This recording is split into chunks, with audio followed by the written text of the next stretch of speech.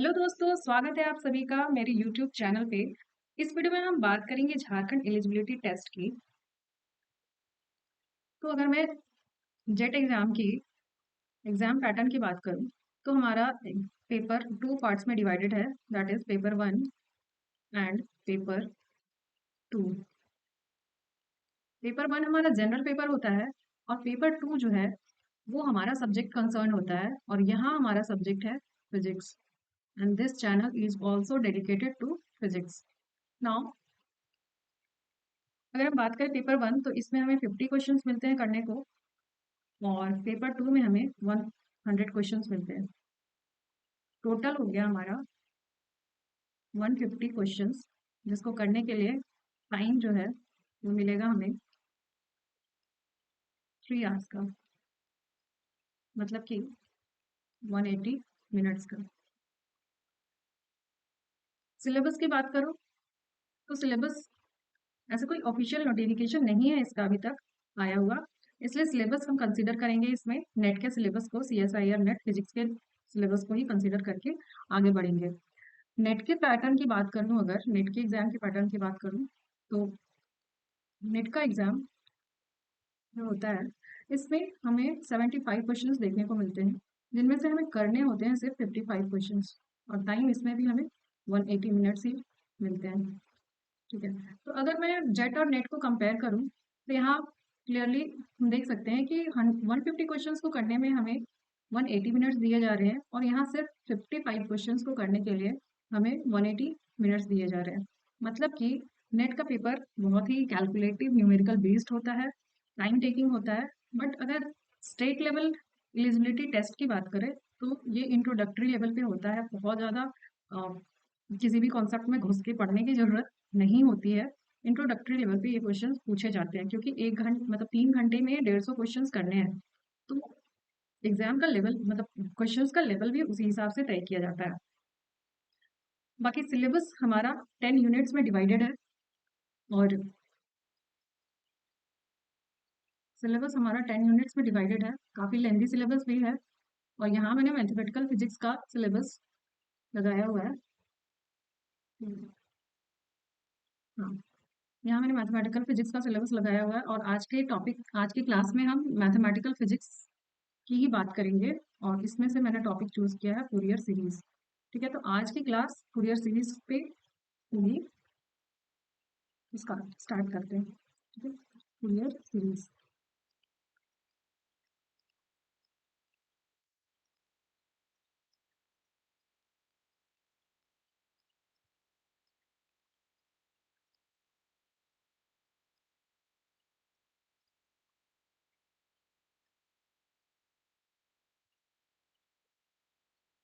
Fourier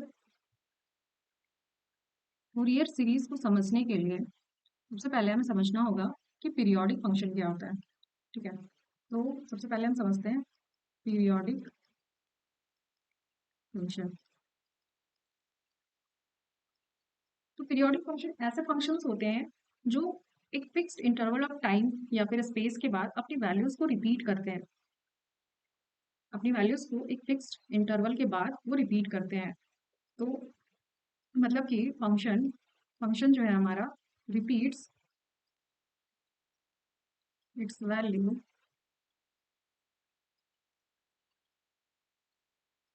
after equal interval of x. ठीक है, after equal interval of x values repeat होती हैं। और यहाँ जो इक्वल इंटरवल की मैं बात कर रही हूँ उसे हम बोलते हैं, इक्वल इंटरवल को ही हम बोलते हैं क्या, period of the function. Function period of the function. अगर मैथमेटिकल कंडीशन की बात करूं कि कौन से कंडीशंस को सेटिस्फाई करने के बाद कौन से कंडीशंस को सेटिस्फाई करने के बाद कोई भी फंक्शन पीरियोडिक कहलाएगा। कंडीशन है हमारा कि सब फंक्शन जो एफ एक्स है वो सेटिस्फाई करना चाहिए कंडीशन को f x plus t that is also equals to f x plus two t that is also equals to f x plus three t and so on. Now here t is called period, इसी t को हम period बोलते हैं, ठीक है। Now अगर हम देखें, अगर हमारा फंक्शन जो है अगर हमारा फंक्शन जो है वो फंक्शन हमारा स्पेस का फंक्शन है, ठीक है, function is function of space that is F x, तो हमारा जो पीरियड है वो कहलाएगा स्पेसियल पीरियड, वो कहलाएगा स्पेसियल पीरियड। और अगर फंक्शन जो है वो हमारा टाइम का फंक्शन है, तो हमारा पीरियड जो है फंक्शन का वो कहलाएगा टेम्पोरल पीरियड, ठीक है। अब हम बात करते हैं कि टाइप्स ऑफ फंक्शंस क्या होते हैं, टाइप्स ऑफ पीरियोडिक फंक्शंस क्या होते हैं। तो टाइप्स ऑफ पीरियोडिक फंक्शन, तो पहला फंक्शन हम देख लेते हैं, पहला टाइप है हमारा, पहला जो टाइप है वो हमारा है sinusoidal function, periodic function, sinusoidal periodic function. इसके एग्जांपल्स हम देखें अगर, तो इसमें हमारा आता है sine x, cos x, sec x and cosec x. Sine x का अगर हम ग्राफ देखें तो हमारा साइन एक्स का ग्राफ कुछ ऐसा बनता है,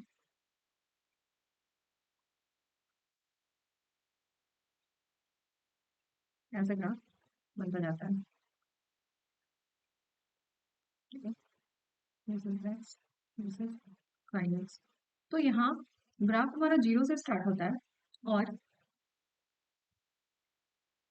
एक हाफ साइकिल कंप्लीट करने के बाद यहाँ वैल्यू इसकी जीरो हो जाती है, ये होता है पाई, और यहाँ पे हो जाता है 2 पाई, ठीक है।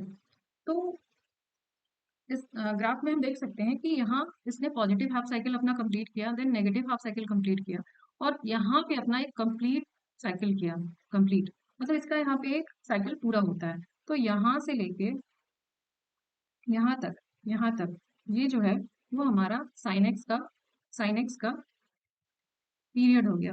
तो मतलब कि इसका इन सारे फंक्शंस का जो टाइम पीरियड होगा वो हो जाएगा हमारा 2 पाई, ठीक है। यहाँ के बाद अगर हम देखेंगे तो फंक्शन वापस से रिपीट हो रहा है, जो वैल्यू यहाँ थी वो वैल्यू यहाँ थी, यहाँ पे जो वैल्यू थी वो वैल्यू अगेन यहाँ पे है। तो जीरो से टू पाई में एक साइकिल कंप्लीट हुआ, और यहाँ के बाद फंक्शन अपनी वैल्यू को रिपीट करने लग गया, तो इसका हमें टाइम पीरियड मिल गया क्या, 2 पाई, ठीक है। अगर साइन एक्स की जगह पे साइन एम एक्स लिखा हो या कॉस एम एक्स लिखा हो, तो इसका टाइम पीरियड क्या होगा, तो इसका time period 2 pi by m हो जाएगा, ठीक है, 2 पाई बाई एम हो जाएगा। Now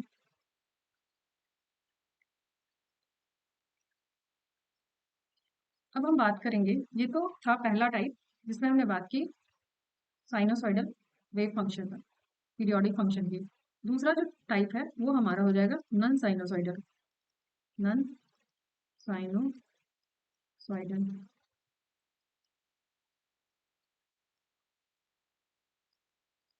periodic function. इसके एग्जांपल्स अगर हम देखें तो हमारा पास है tan x, cot x,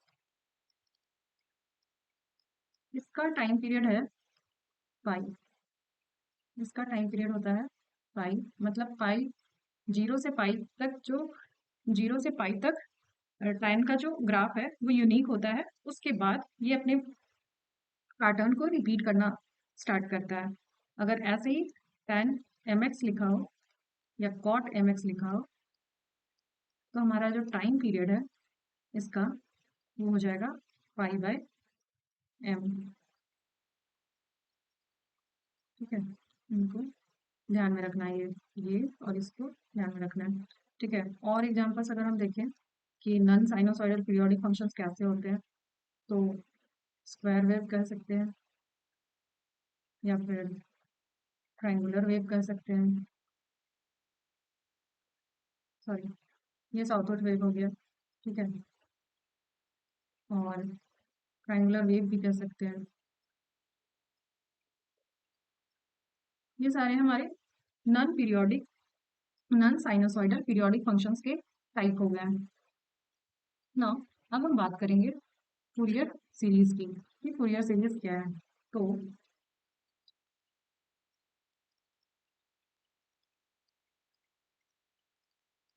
Fourier series expansion,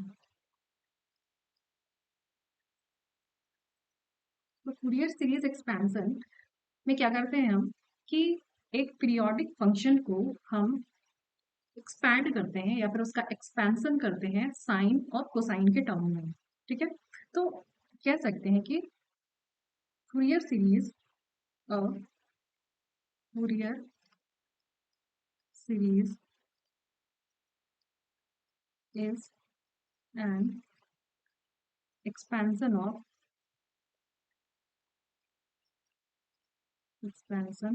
of periodic function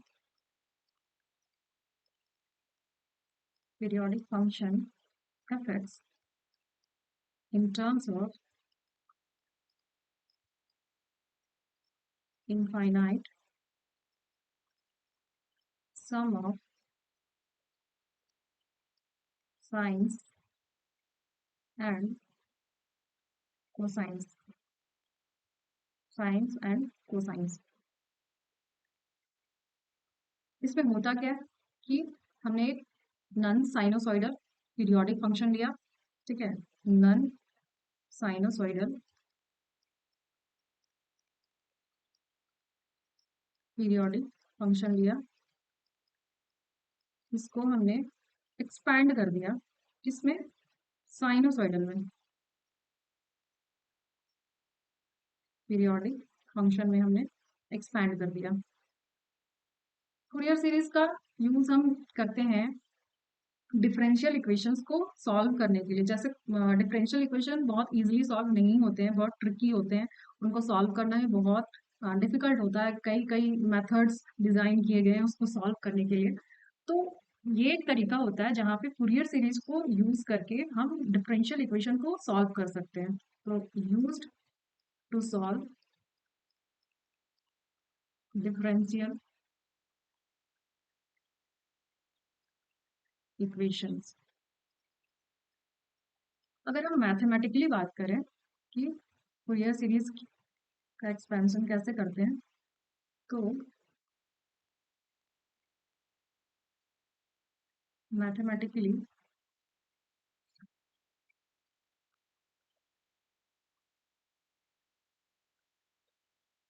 हम लिख सकते हैं कि लेट, हमने पहले एक फंक्शन ले लिया, let f x is a non sinusoidal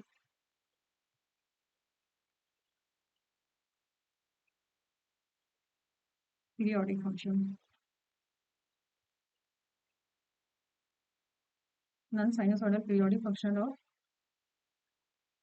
period t is equals to b minus a. मतलब कि एफ एक्स जो है वो repeats itself repeats itself outside close interval a b. मतलब ए बी जो इंटरवल है हमारा, इसके बाद वैल्यू अपने आप को रिपीट करती है, फंक्शन जो है वो रिपीट करती है। Then Fourier series expansion of f x can be written as can be written as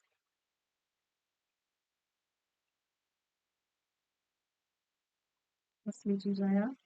अब f x is equals to a not by 2 plus summation of n equals to 1 to infinity a n cos 2 pi nx divided by length of the period, that is b minus a, plus n equals to 1 to infinity bn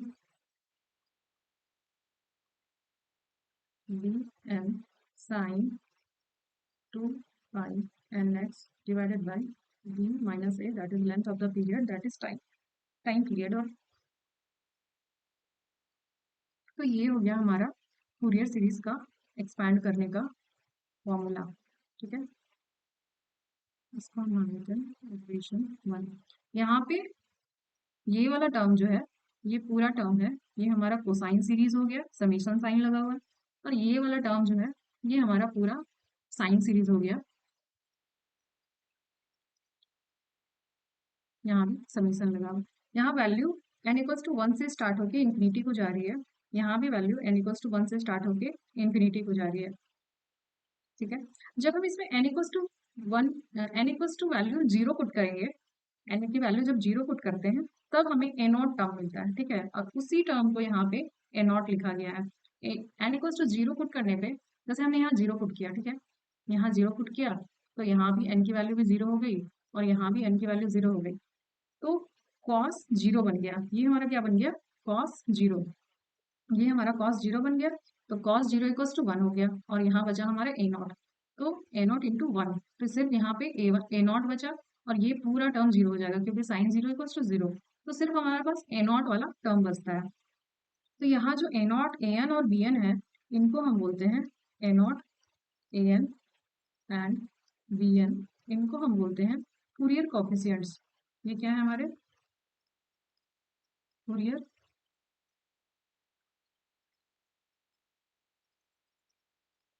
Fourier coefficients बोलते हैं a not a n और b N को। और इनको इनकी जो value होती है, इनका जो फॉर्मूला होता है वो होता है a not is equals to 2 by b minus a, that is length of the period, integration a to b, इसके इंटरवल्स में हमको इंटीग्रेट करना है, और then f x d x.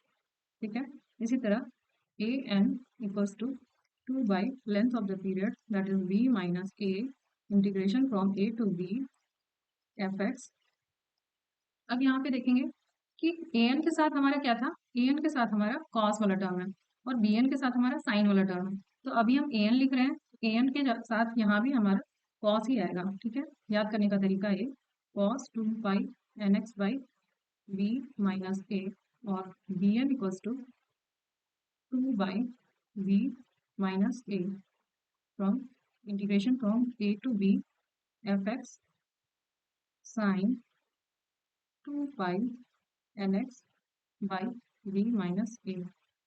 तो ये हो गया ए नॉट ए एन और बी एन की वैल्यूज हो गई। इनको हम बोलते हैं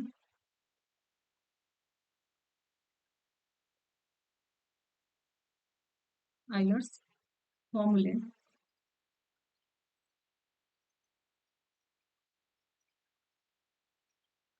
for Fourier coefficients.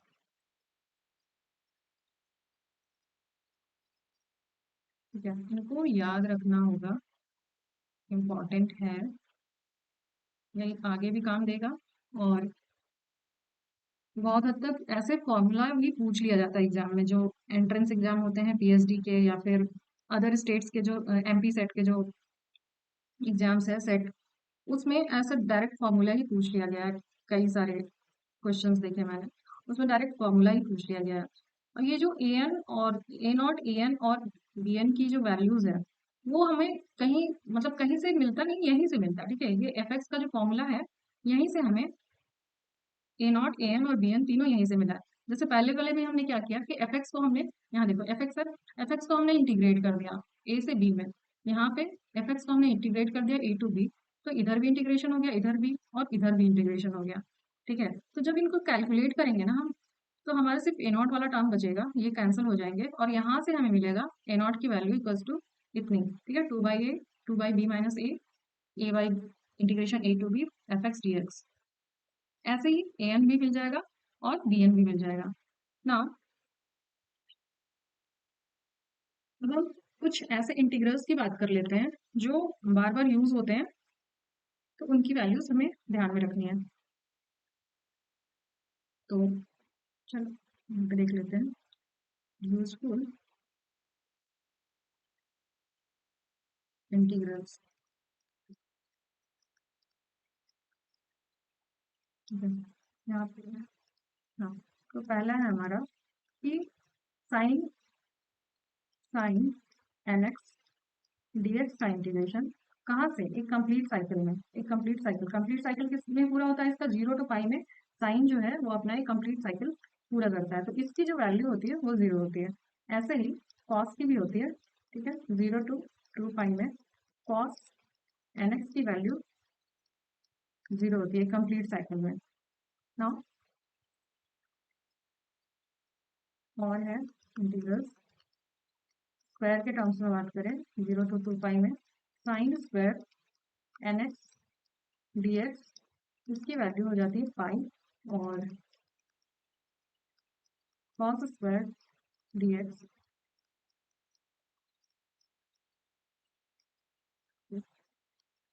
Cos square n x d x is equal to, ये भी होती है पाई होता है, ठीक है।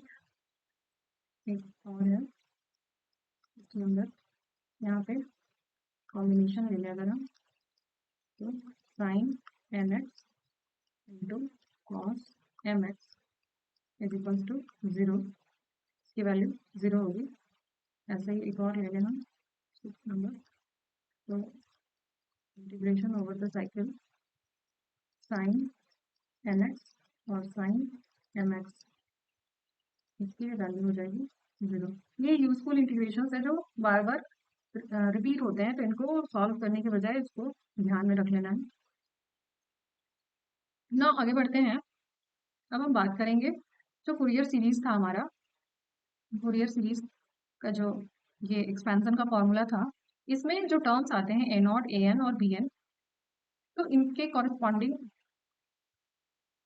एन की वैल्यूज, डिफरेंट वैल्यूज के लिए हम देखेंगे। पहला चलो देख लेते हैं terms in Fourier series expansion, ठीक है, तो पहला ही देख लेते हैं। पहला जो है कांस्टेंट टर्म,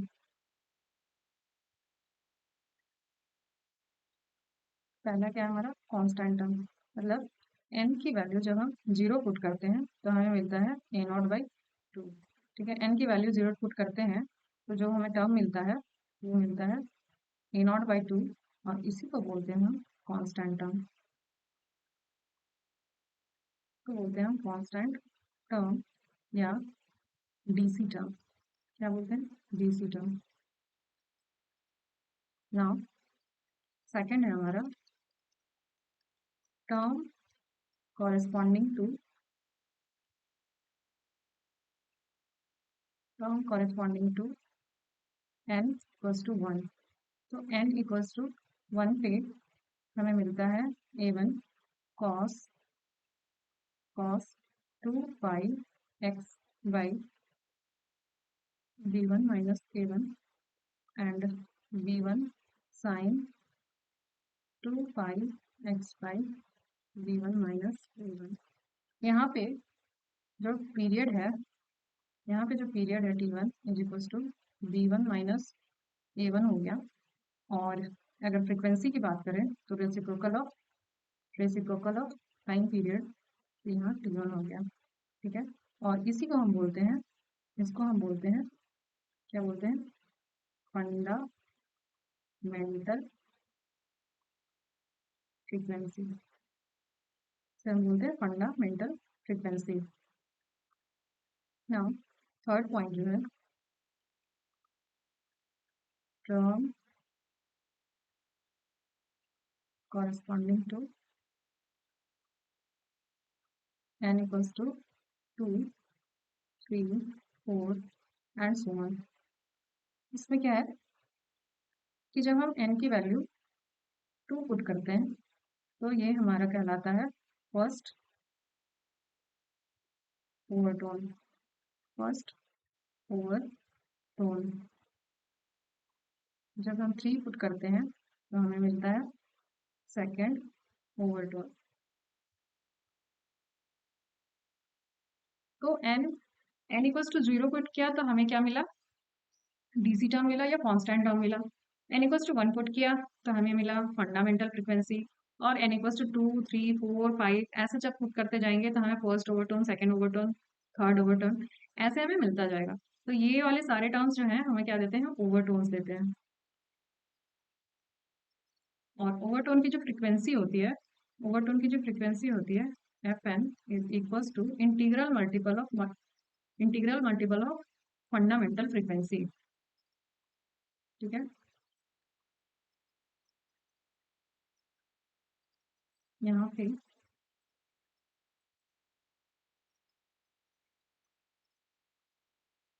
जो एफ वन है वो हमारा है फंडामेंटल फ्रीक्वेंसी। यहाँ पे फ्रीक्वेंसी ऑफ ओवरटोन और एन की जो वैल्यू है that is equals to 2 3 4 5 and so on, ऐसे आगे बढ़ते जाएंगे। ठीक है, ये हमें मिल गया ओवरटोन। नाउ अब हम बात करेंगे, जिस चीज की बात कर रहे थे हमने non periodic, sorry periodic function जो नॉन साइनोसॉइडल था उसको हमने कन्वर्ट कर दिया या फिर एक्सपैंड कर दिया हमने साइनोसॉइडल के फॉर्म में। तो अब सवाल ये आता है कि क्या हम हर पीरियोडिक फंक्शन का साइनोसॉइडल के टर्म्स में रिप्रेजेंट कर सकते हैं या फिर उसके टर्म्स में, साइन को साइंस के टर्म्स में एक्सपेंशन कर सकते हैं। तो इसको समझने के लिए हम समझेंगे डिरिचलेट कंडीशंस।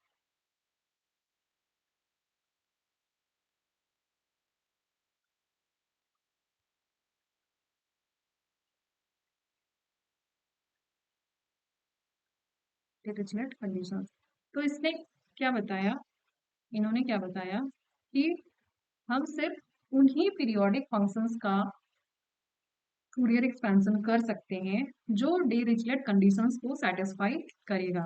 ठीक है, सभी ऑल पीरियोडिक फंक्शंस को एक्सपैंड नहीं कर सकते हैं हम साइनसॉइडल फॉर्म में। तो तीन कंडीशंस जो गिवन है उसको उसके बारे में बात करते हैं कि पहला जो कंडीशन है वो कहता है कि function should be single valued, single valued function should be single valued and bounded in the given interval, given interval। मतलब कि जो फंक्शन है हमारा वो जिसमें डिफाइंड है, जिस इंटरवल में डिफाइंड है ए बी इंटरवल, उसमें सिंगल वैल्यूड होना चाहिए। कहने का मतलब है कि अगर हमने कोई फंक्शन लिया, मान लो कोई स्क्वायर वेव ले लिया, ठीक है, तो अगर हम, ये हमारा एक्स एक्सिस है और ये चलो फंक्शन का एक्सिस वाई एक्सिस है। अगर हम बात करें इस पॉइंट पे मान लो ये पॉइंट पी है, तो अगर हम बात करें ये पॉइंट पी पे वाई की वैल्यू क्या है, ठीक है, तो ये हो गया के, मान लो वाई, ये हो गया माइनस के। तो वाई यहाँ इस पॉइंट पे हमें वैल्यू मिल रही है प्लस के। ठीक है, ऐसे ही जब यहाँ पे भी गया तो हमें प्लस की वैल्यू मिली। अगेन ये पॉइंट चूज किया हमने, इस, इसका नाम दे दिया हमने क्यू। तो इस पॉइंट पे वैल्यू क्या आ रही है, माइनस के। ठीक है, तो हमें एक पॉइंट पे सिर्फ एक ही वैल्यू मिल रही है, मतलब कि फंक्शन क्या है, ये एक सिंगल वैल्यूड फंक्शन है, सिंगल वैल्यू फंक्शन है। नाउ अगर हम कोई फंक्शन लेते हैं जो, सपोज ऐसा कोई फंक्शन है, तो x की इस वैल्यू के लिए, ये r है, ठीक है, ये पॉइंट r है, x की इस वैल्यू के लिए हमें क्या क्या वैल्यू मिल रही है, एक ये वैल्यू मिल रही है और एक ये वाली वैल्यू मिल रही है, मतलब कि एक ये मिल रही है और एक ये मिल रही है। तो हमें यहाँ पे टू वैल्यूज मिल रही है, टू वैल्यूज एट r। इसका मतलब ये है कि ये सिंगल मल्टी वैल्यूड फंक्शन है, ये सिंगल वैल्यूड नहीं है, इसको क्या बोलेंगे, मल्टी वैल्यूड फंक्शन। ठीक है, फर्स्ट कंडीशन हो गया। अब हम बात करेंगे सेकंड कंडीशन की। सेकंड कंडीशन कहता है कि द फंक्शन में है finite number of maxima and minimas. Function में have finite number of maxima and minimas. मतलब कोई फंक्शन ऐसा है जो ए बी में डिफाइंड है इंटरवल में, तो उसके वो ए बी इंटरवल में फंक्शन जो है उसके पास मतलब फाइनाइट नंबर ऑफ मैक्सिमास और मिनिमास होना चाहिए। सपोज ये हमने कोई ऐसा ग्राफ ले लिया, ठीक है, यहाँ से फंक्शन डिफाइंड है ए और बी में, ठीक है, फंक्शन ए और बी में डिफाइंड है।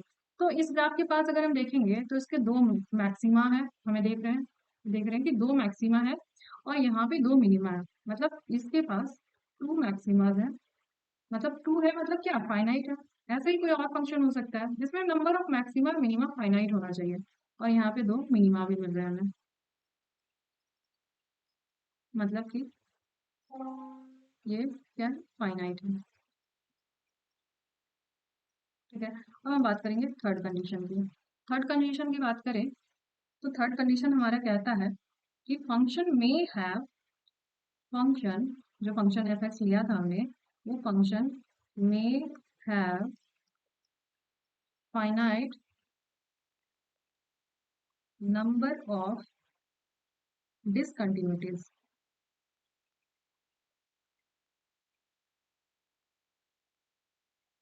but the amount of continuity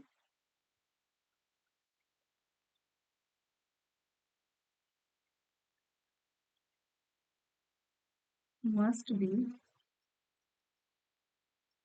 finite। मतलब कि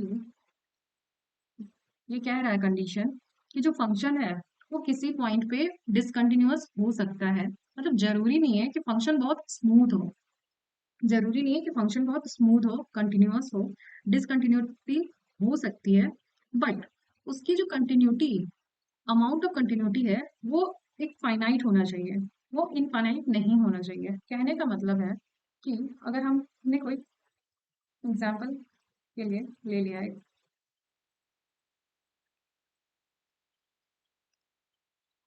तो ये ऐसा ग्राफ ले लिया हमने,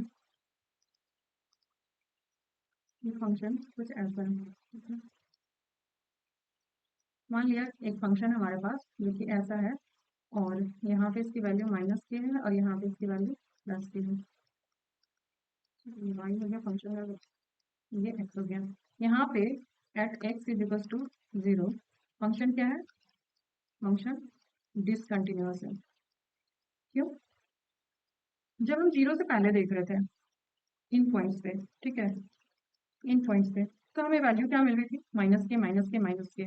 जैसे ही हम जीरो पे पहुंचे, जैसे ही जीरो पे पहुंचे, वैल्यू एकदम से चेंज हो गई और क्या पहुंच गई है, के पे पहुंच गई वैल्यू। पहले माइनस की थी और अब ये वैल्यू के पे पहुंच गई। तो मतलब क्या हुआ कि जो फंक्शन है हमारा जीरो पे, वो डिसकंटिन्यूअस है। ठीक है, फंक्शन हमारा जीरो जीरो पे डिसकंटिन्यूअस है। अब जो अमाउंट ऑफ डिसकंटिन्यूटी होता है, अमाउंट ऑफ डिसकंटिन्यूटी,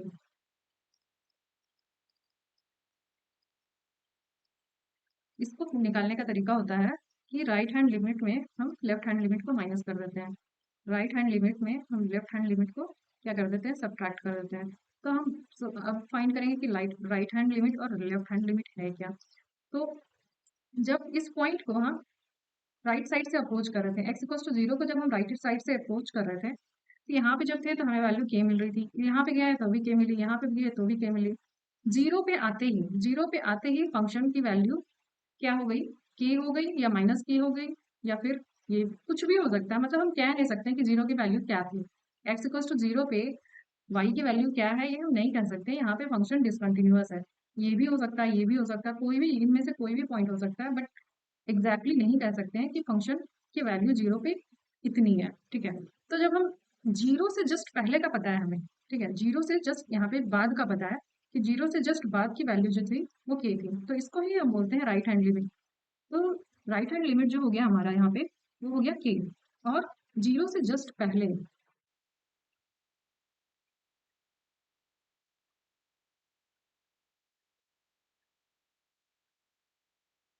और लेफ्ट हैंड लिमिट की बात करें अगर हम, तो left hand limit is equals to, यहाँ पे देखें, अगर हम जीरो को अप्रोच करें लेफ्ट साइड से, तो यहाँ थे तो माइनस के मिल रहा था, यहाँ भी थे तो माइनस, जीरो से जस्ट पहले तक हमें वैल्यू क्या मिली, माइनस के, तो यही हमारा है लेफ्ट हैंड लिमिट। तो left hand limit is equals to minus के।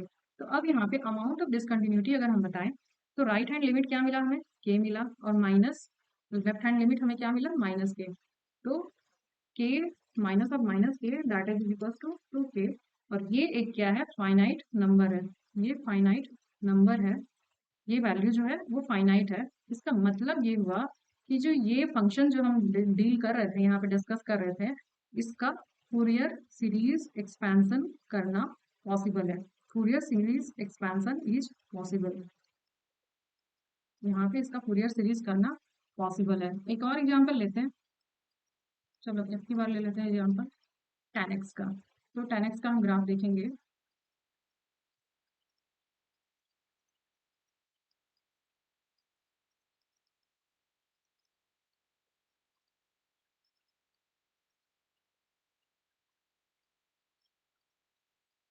tan x का ग्राफ देखेंगे अगर हम,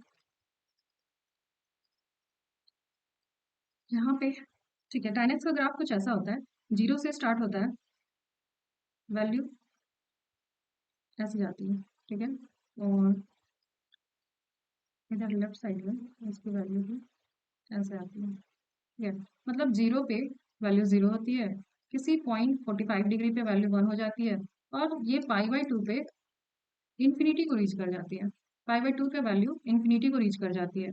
अगेन इधर भी कुछ ऐसा ही है, और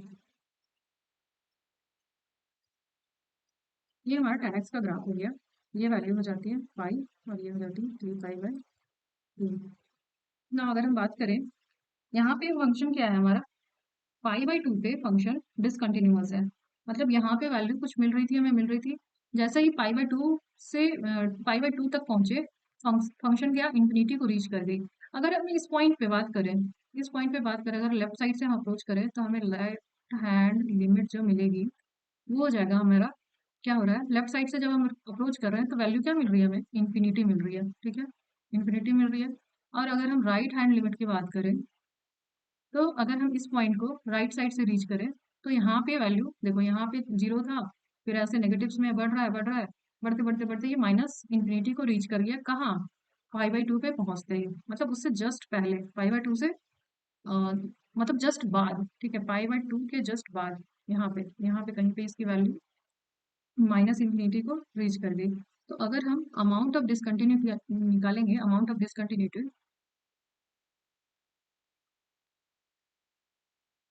amount of discontinuity is equals to, यहाँ पे क्या मिल रही है हमें, वैल्यू इन्फिनिटी मिल रही है, मतलब कि इसका मतलब ये है कि tan x का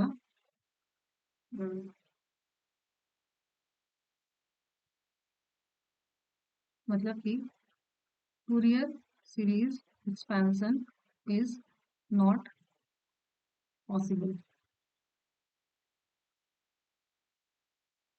मतलब tan x का फूरियर सीरीज एक्सपेंशन पॉसिबल नहीं है। देखो है तो ये पीरियोडिक फंक्शन, ठीक है, क्या यहाँ से देखें अगर हम, ये माइनस पाई बाई टू है पॉइंट, ये वाला माइनस पाई बाई टू से और प्लस पाई बाई टू तक, ये एक यूनिक पैटर्न है। अगेन यहाँ से सेम पैटर्न फॉलो कर रहा है, जैसा पैटर्न यहाँ पे था सेम पैटर्न यहाँ पे भी फॉलो कर रहा है।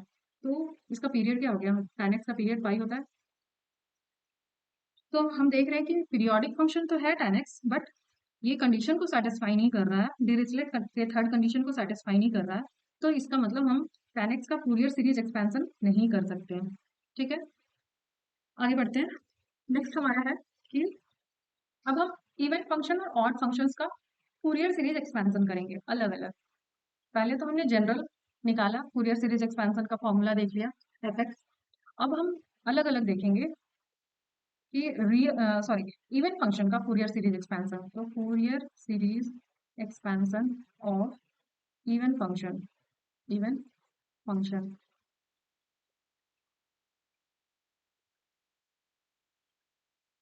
चलो इसके लिए हम एक फंक्शन ले लेते हैं, let f x is a periodic function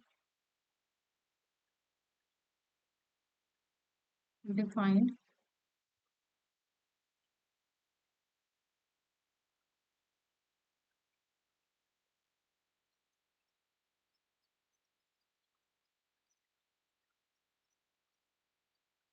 in interval -L to L।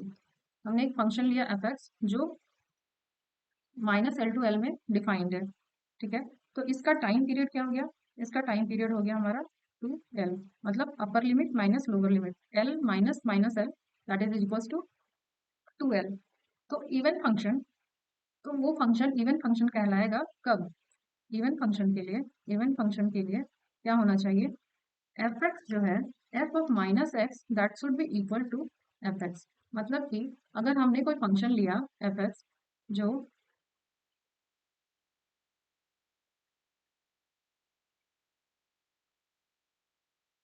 हमने कोई फंक्शन लिया एफ एक्स जो एक्स के टर्म्स में है, अगर उसकी वैल्यू, अगर एक्स की वैल्यू को हम माइनस एक्स से रिप्लेस कर दें हर जगह पे, तो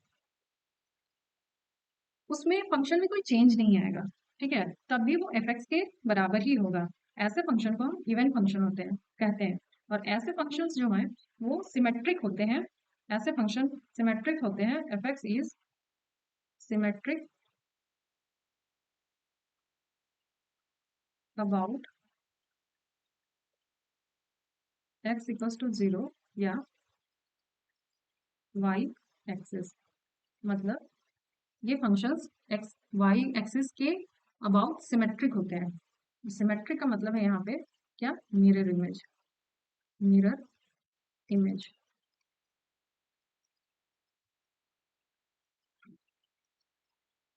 ठीक है। एग्जाम्पल अगर हम देखें इवन फंक्शन का, तो अगर हम एग्जाम्पल देखें इवन फंक्शन का, यहाँ पे हमें मिल जाएगा,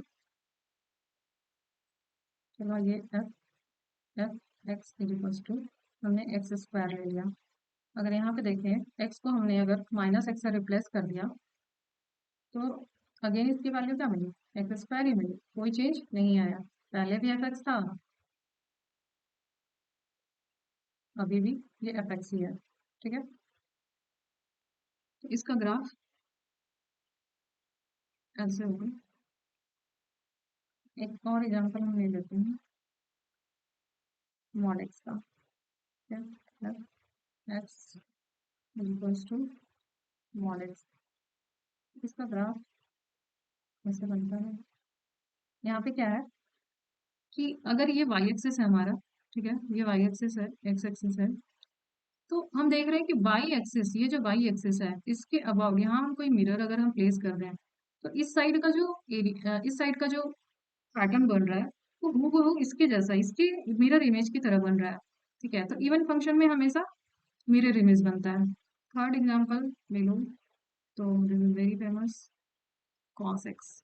कॉस एक्स का ये ग्राफ हो गया। यहाँ पे अगर मिरर प्लेस कर दें हम, तो जिस तरह का पैटर्न इधर है बिल्कुल ही मिरर इमेज बनेगा लेफ्ट साइड में भी, ठीक है। तो ये फंक्शन हमारा हो गया कॉस एक्स। नाउ एक इंटीग्रल है जिसको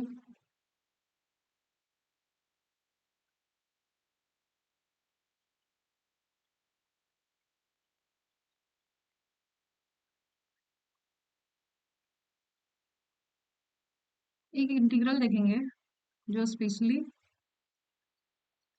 मान लो हमारा कोई फंक्शन है जी एक्स, इसको जब हम इंटीग्रेट करेंगे ना -L to +L में, ठीक है, मतलब जिस फंक्शन डिफाइंड था हमारा -L to +L, तो इसको जब हम इंटीग्रेट करेंगे ना, तो जब हम हमारा फंक्शन जो, अगर ये फंक्शन हमारा जी एक्स जो है वो मिलेगा हमें 2 टाइम्स ऑफ इंटीग्रेशन, तो यहाँ -L to L था, यहाँ 0 to L हो जाएगा, ठीक है, 0 to L GX dx हो जाएगा। ये कब होगा?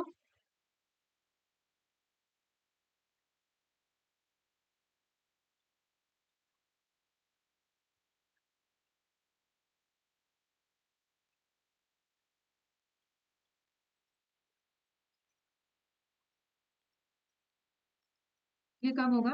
जब हमारा फंक्शन जो है किसके लिए होता है? ये इवन फंक्शन के लिए ये प्रॉपर्टी होती है, इवन फंक्शन के लिए। और इसकी इसी की वैल्यू जीरो हो जाती है किसके लिए? ऑड फंक्शन के लिए। इसकी वैल्यू जीरो हो जाती है ऑड फंक्शन के लिए। ये बहुत ही इंपॉर्टेंट इंटीग्रल है, बहुत ही यूजफुल है, हमेशा काम आता है ये। तो इसको ध्यान रखना है। ठीक है, इसको हमेशा आगे बढ़ते हैं। तो हम देख रहे थे Fourier series expansion of even function. तो वहां था हमारा f x is equal to a0/2 for a n वाला टर्म, फिर बी एन वाला टर्म। अब हम जब इवन फंक्शन के बारे में देखेंगे तो फूरियर सीरीज एक्सपेंशन करने पे जो ए नॉट है,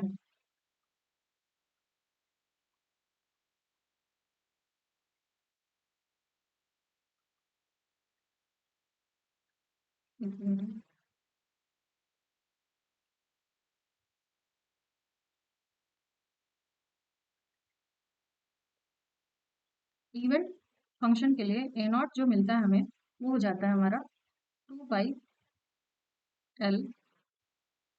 0 to L f(x) dx। और ए एन जो मिलता है वो हमारा है 2/L 0 to L f(x) cos 2 cos, sorry यहाँ पे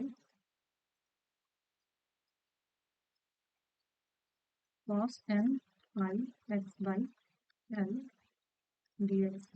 और dn जो मिलता है वो जीरो हो जाता है। ठीक है, ये किसके लिए है? ये किसके लिए है? ये है हमारा इवन फंक्शन के लिए। इवन फंक्शन के केस में हमारा bn वाला टर्म जीरो हो जाता है। और इवन फंक्शन, देखो यहाँ पे क्या होता है ना, बताती हूँ आपको। an जो है फंक्शन हमने इवन लिया, तो ये हो गया हमारा इवन, ये भी हमारा इवन। तो इवन और इवन मिलके हमें क्या मिला? इवन ही मिलेगा। तो इवन और इवन जब मिलेंगे उसको इंटीग्रेट करेंगे तो वो 2 टाइम्स हो जाएगा। ठीक है, 2 टाइम्स हो जाएगा 0 to L के, जैसा हमने यहाँ पे इंटीग्रल प्रॉपर्टी में पढ़ा। लेकिन जब bn वाला टर्म होता है ना, उसमें क्या होता है कि फंक्शन हमारा इवन था और इसके बाद साइन वाला टर्म आता है। साइन वाला टर्म क्या है? वो ऑड है। फंक्शन हमारा इवन था, साइन वाला टर्म ऑड हो गया, तो इवन और ऑड मिलके ऑड हो गए। ठीक है, even into odd is equal to odd. और जब उसको -L टू +L लिमिट में हम इंटीग्रेट करते हैं, उसका इंटीग्रेशन क्या आता है? जीरो आता है। यहाँ पे अभी प्रॉपर्टी में देखा हमने। इसीलिए हमारा जो bn वाला टर्म है वो जीरो हो जाता है और an वाला टर्म नॉन जीरो रहता है और a नॉट वाला भी टर्म नॉन जीरो ही रहता है।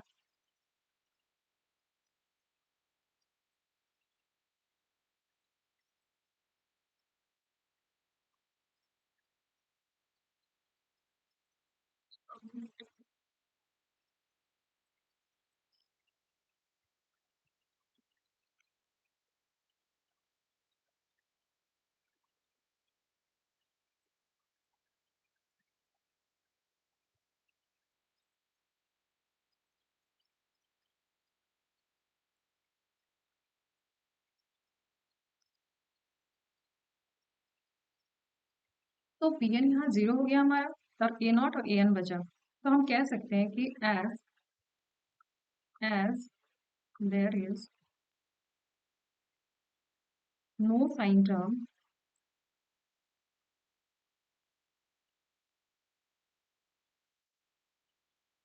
so this is called Fourier cosine series।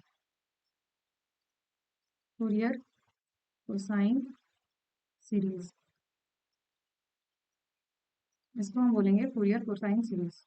क्यों? क्योंकि बी एन वाला टर्म हमारा जीरो हो गया, बी एन में ही साइन वाला टर्म था और ए एन में हमारा कोसाइन वाला टर्म था, इसीलिए इसको कोसाइन सीरीज बोलेंगे। तो अब जो फाइनल हमारे पास बचा फंक्शन, एक्सपेंशन का फंक्शन, एक्सपेंशन के बाद जो फंक्शन बचा वो क्या हो गया हमारा, a not by two plus summation n equals to 1 to ∞ a n cos 2 pi n x by b minus a. मतलब इवन फंक्शन के लिए हमारा ये हो गया फूरियर एक्सपेंशन, इवन फंक्शन के लिए हमारा फूरियर एक्सपेंशन हो गया।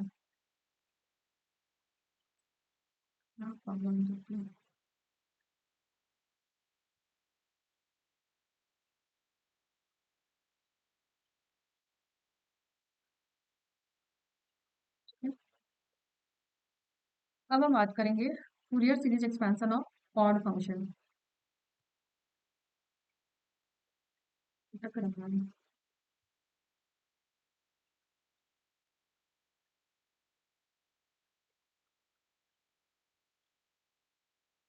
ये हो गया हमारा फोर इवन फंक्शन। नाउ अब हम बात करेंगे ऑड फंक्शन के लिए, ठीक है। Fourier series expansion for odd function.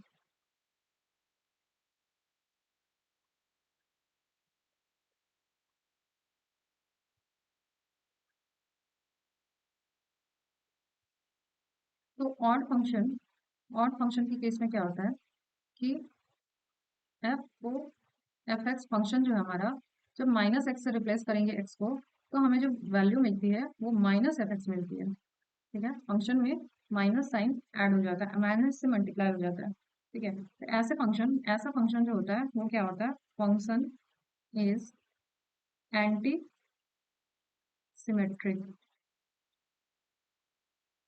Function is antisymmetric about y axis. यहाँ एंटी सिमेट्रिक का मतलब है कि इन्वर्टेड मिरर इमेज बनाता है, इन्वर्टेड मिरर इमेज। फंक्शन हमारा इन्वर्टेड मिरर इमेज बनाता है। और एग्जांपल अगर हम देखें ऑड फंक्शंस की, तो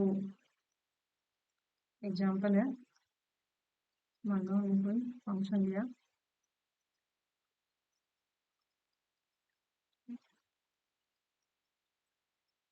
ऐसा फंक्शन जो है, अगर यहाँ पे हम मिरर प्लेस कर दें तो इसका जो इमेज है वो कुछ इधर बनना चाहिए था, ऐसा ऐसा बनना चाहिए था, बट बन कैसा रहा, ऐसा। इसको इन्वर्ट कर दिया, इमेज को इन्वर्ट कर दिया, तो ये फंक्शन हमारा बन गया।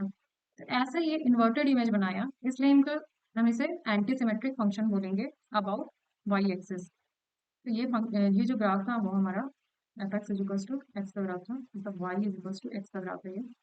और एक और ले लें अगर हम,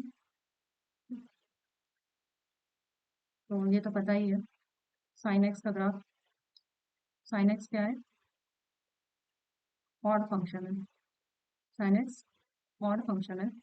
मतलब इधर वाला पैटर्न अगर हम देखें तो ये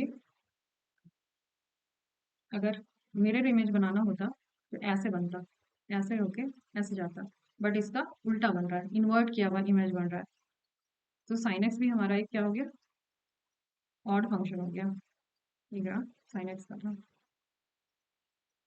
तो ऑड फंक्शन के केस में, for odd function A not जो है वो हमारा जीरो हो जाता है, बी नॉट, सॉरी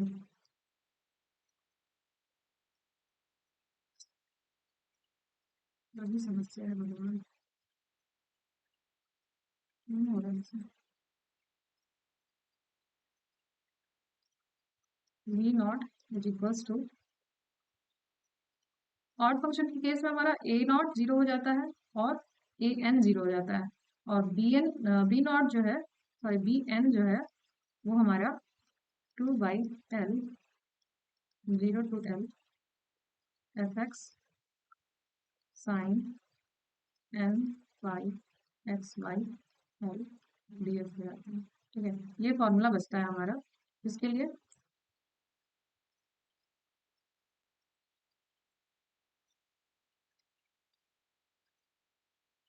प्रॉब्लम हो रही है।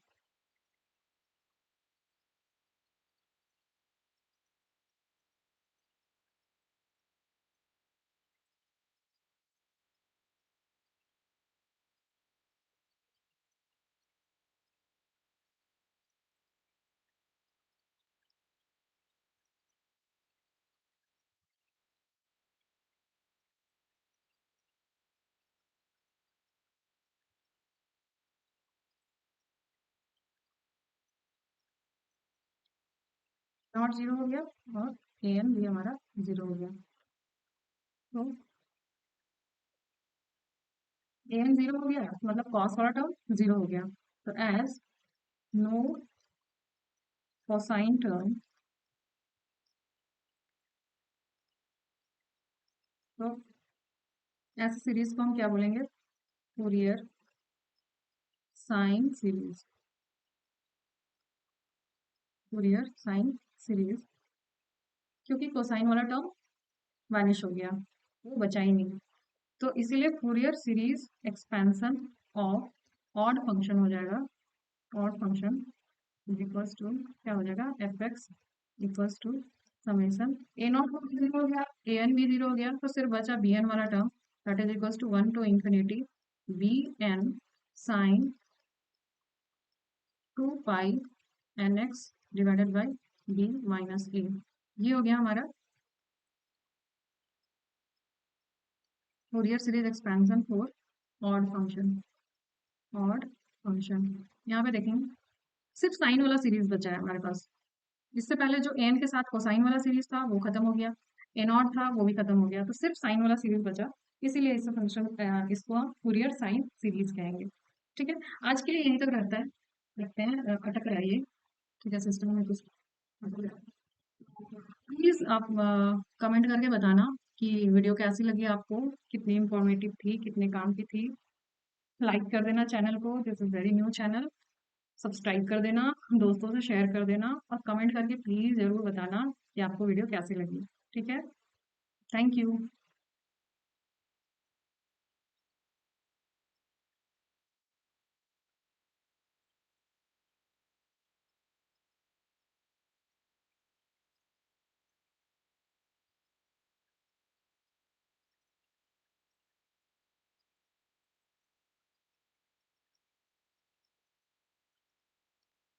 मिलते हैं नेक्स्ट वीडियो में। Thank you.